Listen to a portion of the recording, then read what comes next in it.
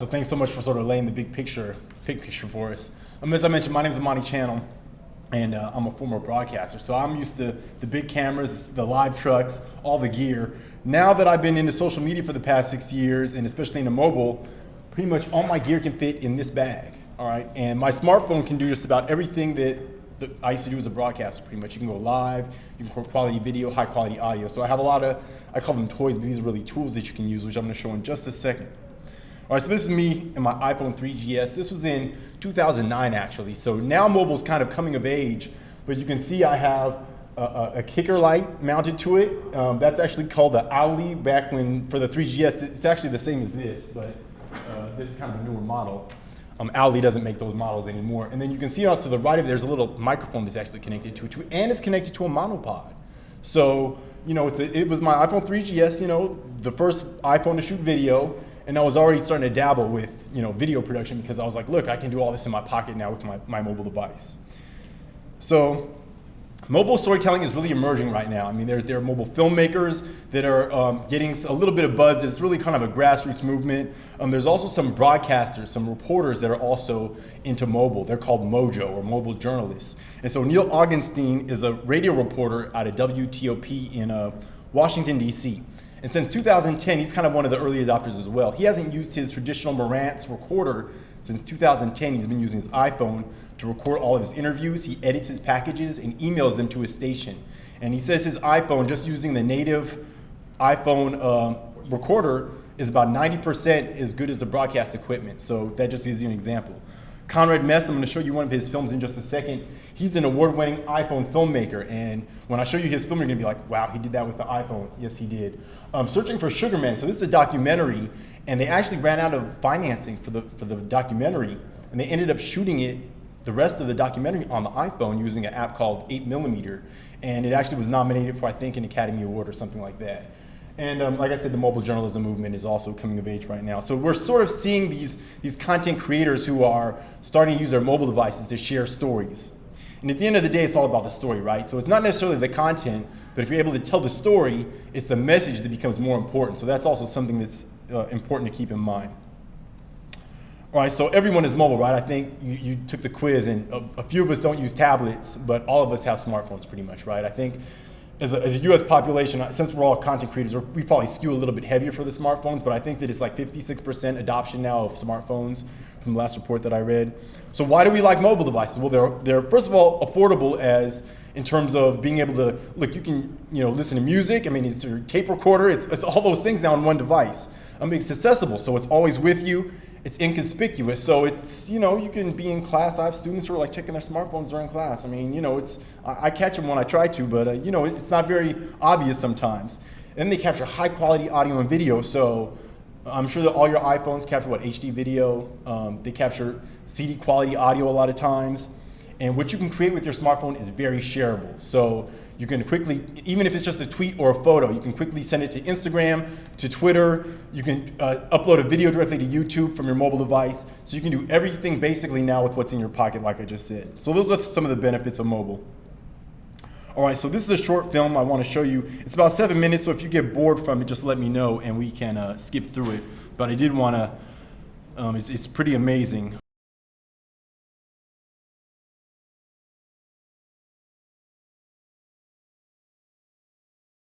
My name is Frank Porter, and this is my story.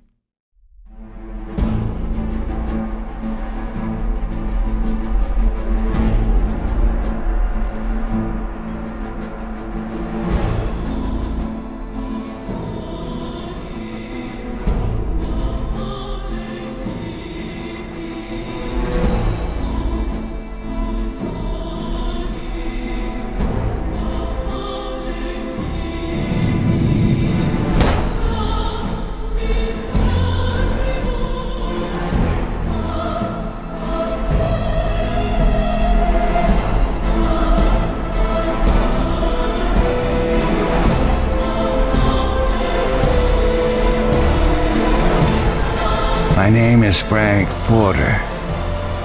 Let me tell you about the day that I died.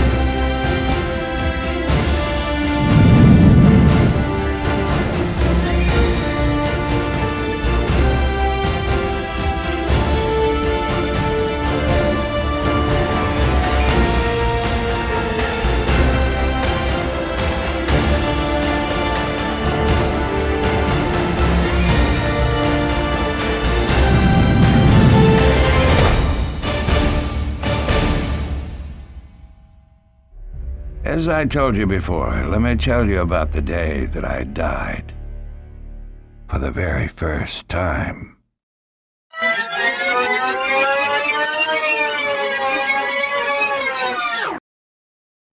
Okay, let's play.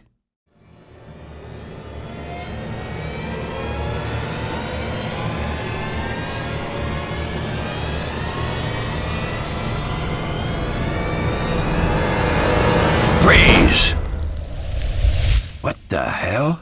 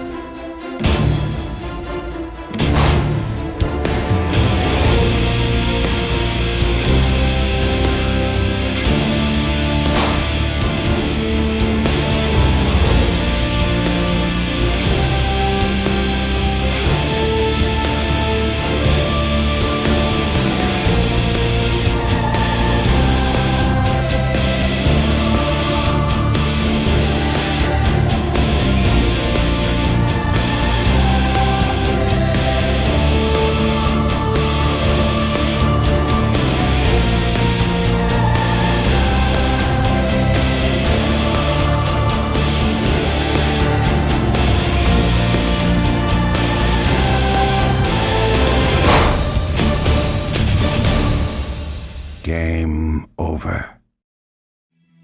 I am the time fixer. There is nothing I cannot fix.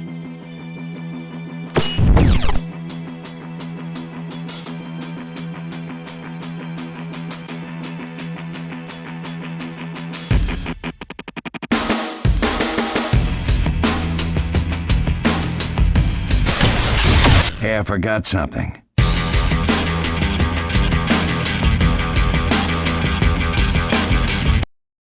I mean, it's amazing, right? And his latest film is actually an all CG film where he shot all green screen.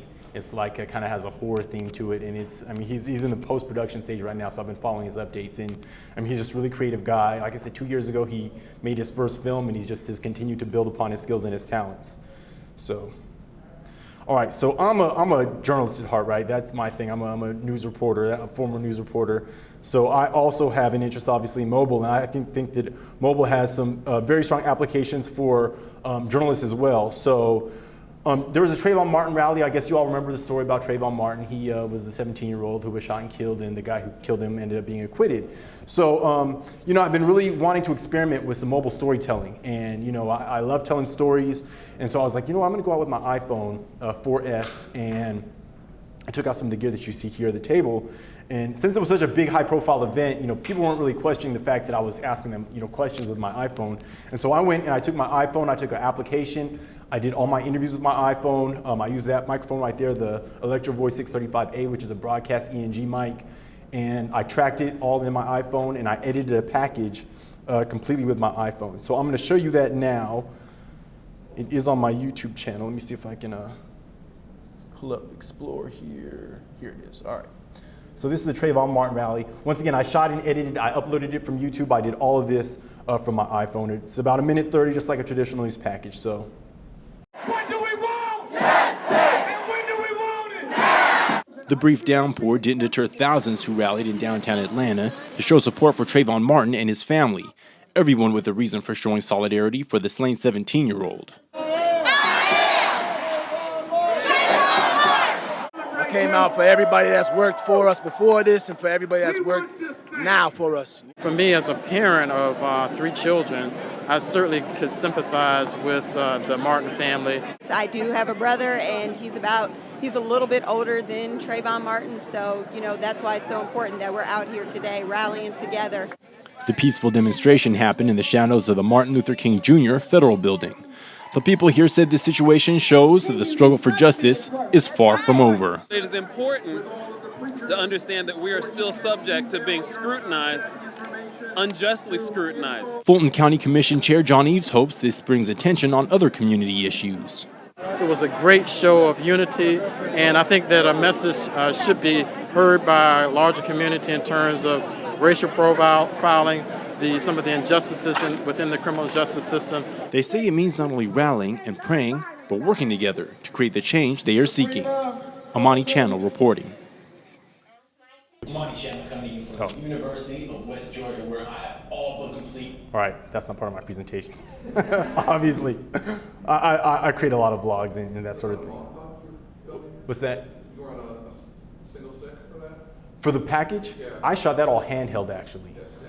Yeah, it was really kind of challenging because I had the monopod in my bag, but just because it was just easier for me to hold it handheld, so I just ended up doing this. So I was kind of focusing on the, you know, asking the questions. I was doing this kind of thing with it. So I was multimedia journalist, definitely. One-man bander, definitely. There was a little bit of shaking, exactly. All right, let me see if I can. I'm PowerPoint challenge, folks. I'm a Mac guy. Oh, here it is right here. Let's see if we'll go back to the right slide. Okay, so I'm going to talk a little bit about apps. So if you're a filmmaker, there's one called, I'm going to talk sort of about the pre-production, production, and then post-production, and then I'll get into some of the gear, and I'll show off some of the gear here. So if you want to write scripts with your mobile device, Scripts Pro is a great app, and most of these for the iPhone. Android apps aren't as robust for filmmaking or for production, but still you can always, there are plenty of filmmakers who will shoot with like a Nokia phone or shoot with an Android device, and they'll edit with Final Cut Pro, with Avid, whatever it may be. So there's always that option. If you're Android, some folks, oh, I'm on an Android, well you can always shoot great video and then, you know, just put it in your laptop or whatever. Shot Lister is a great scene planning and scheduler app. All right, and then if you want to, if you're shooting with your iPhone, really the app to get is called Filmic Pro. Filmic Pro will enhance the video quality of your video tremendously. You can monitor your audio live. So when I'm doing my interviews using Filmic Pro, I can actually, there's a special jack that you can get for the mobile devices, but you can listen to your audio live as you're recording your interview, so you can check the audio and that sort of thing and make sure it's good. It can shoot in multiple frame rates. You can actually chroma key with Filmic Pro, so it's a very robust camera enhancement application. And then if you want to record audio, Rode makes a great app called Rode Rec, and I'm actually doing an audio recording using Rode right now in a mobile microphone called the Smart Lav, which is plugged in here, and I'm recording with my iPhone 4. There's a color correction app called Movie Looks, which allows you to color correct. And then if you want a basic editing application, it's only $5. Start with iMovie. It is amazingly simple. You can do some pretty powerful things. Like I did that package using iMovie. The disadvantage is that you can't really do like multi-track with the video, but you can still sort of do, you know, voiceover narration and video over the voiceover and all that kind of thing. So, and then if you want more advanced editing, there's Pinnacle, which is only available for the iPad. There's also a broadcast solution called Vadio, which is more for broadcasters, for more professional video production, mobile video production.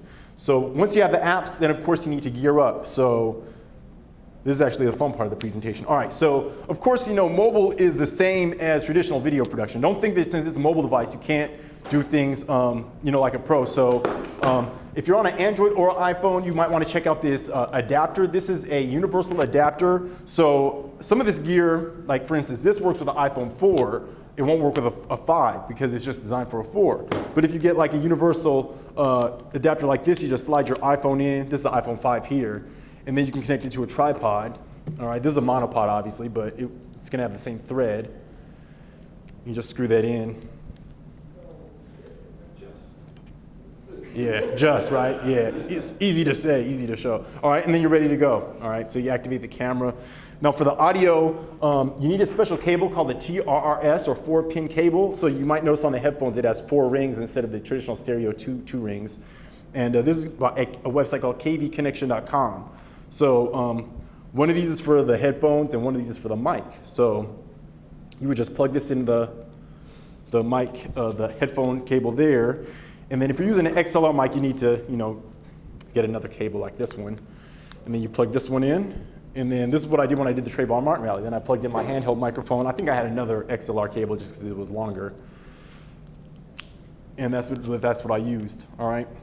There's another TRS cable made by a Vericorder, which actually goes straight to XLR. So you can also just get, this is also another solution that you can use. So this just goes straight XLR. Once again, it has the same kind of headphones. You can plug in your headphones and monitor the audio.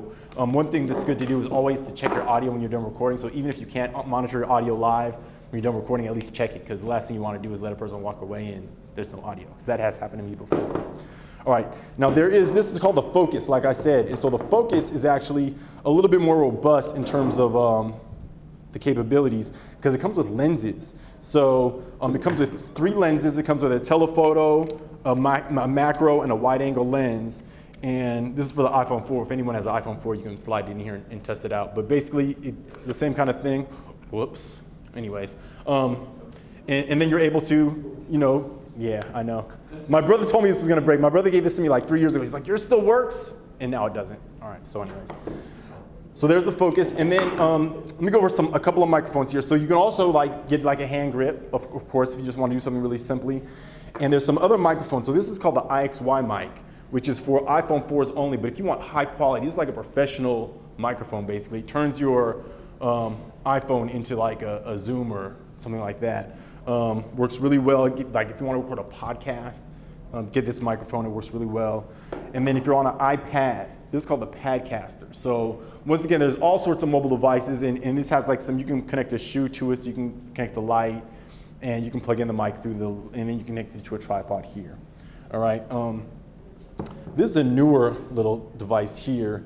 This is by Rode, and it's kind of similar to the Focus. It comes with three lenses here, and then it allows you to, see if I can show you real quick here. You basically slide the iPhone in this way, and then you connect the lenses, and then what you do with this, I just got this yesterday, so let me see if I can figure it out here. And then you're able to So you use this, you can connect this to like your camera, like as a shoe, and like you can connect like the Rode IXY mic, and you can change the location of this and sort. So it's kind of like a cool like lens accessory, and then also it's like a recording accessory for your iPhone. So yeah, there's so many of them, and this is only for the iPhone 4 as well. But yeah, a lot of these devices are like mostly for iPhone. Now, when it comes to audio, if you want to capture like quality audio, you can of course get one of these for your Android as well and use a microphone. I would get like this kind of mount, and if you want to do the tripod thing for your Android device. So those are just some of the gear that's out there. So there's all sorts of stuff. There's sliders.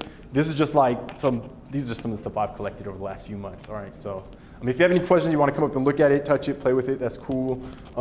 It's not really, other than the monopod, you won't break it. All right, sorry about that. All right, so these are some of my final thoughts about mobile. So first of all, the qualities you saw is pretty amazing, right? I worked in news. I'm kind of like the old school news guy. Like when I was in news, we shot on beta tape still, and SX, beta SX, and now everything's HD.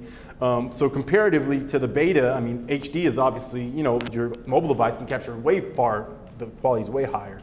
You have to experiment though with the equipment in the app. So there's a number of apps. You can live stream with your phone. You can do like time lapse with your phone, all sorts of different things. But you have to look for opportunities, right? So you have to figure out how you can use your mobile device to tell your story and how it can enhance. Because especially with like journalists, I say that your mobile device can simplify what you do. Like I know a reporter who also locally, he will use his iPad and his iPhone to actually track his packages. He has a little prompter software. He'll type a script up in the prompter program. He'll hit play, and he'll just track his package that way. But you have to figure out ways to use the technology to simplify the production process. And then always use professional production techniques. So, whether it's a mobile device or a camera like that one, you still have to watch the lighting, watch your audio, use a tripod, shoot sequences, and then edit to tell the story, right? That's just fundamental storytelling with video. And then I say you have to be creative and have fun. So those are my final thoughts. I do have a storytelling guide. I have a couple copies that I can actually give out. So if you guys want to if you have business cards, I can do a little kind of drawing we can figure out, and I will give 5 copies away if you want to. But I do have 5 copies, and this is it right here. So this is I just actually finished this up last week. So this is just a quick storytelling guide. It just has some of the apps, some of the equipment. So it's just like a quick start guide to help you get started with mobile. A little bit of information about me, and kind of covers the stuff that I went over in this presentation. And you can always find me at Amani channel and webvideochefs.com, and I'm sure you all have questions for Chidi and myself, so please. What are you saying out there in citizen journalism? And of course, So yeah, I have mixed feelings about citizen journalism because, so my story is when I moved to Atlanta, I came here to work for a small cable network called Black Family Channel, and they wanted to start a citizen journalism show. That's how I came to Atlanta from working in the news business. And around the same time, CNN came out with their iReport citizen journalism platform, which of course blew up. But citizen journalism is, I don't feel like a citizen really, a lot of times citizen journalism is capturing a newsworthy moment on accident, right? A citizen happens to be at the right place at the right time with their smartphone. So I think that if you're talking about citizens being journalists or capturing media, then of course the smartphone is a great device for that because it's always with you. You can always, there's all sorts of stuff like Riley Cooper when he said those inappropriate comments. There's a person who happened to record him and then it blew up, It's happening all the time. We always see stories now of citizens who are capturing newsworthy moments. Now, are they journalists? They're not journalists. They don't know anything about storytelling, but they get this label as being a citizen journalist just because they're capturing newsworthy information. So I think that for a news gathering tool for anyone, the smart device rocks. You can't beat it. But I just take exception with that term, citizen journalism. And the other thing is, so when I came to Atlanta, I started a vlog called My Urban Report. So I was out there with my big camera doing stories, and people started calling me a citizen journalist. And I'm like, well, I'm not a citizen journalist because I'm a professional journalist. I'm just doing my own independent stories. So that's my personal thing. That's my thing. Any other questions? Okay, well, I hope this was enlightening, if nothing else, and helpful. We appreciate it. Yeah. For giving us the time. And I like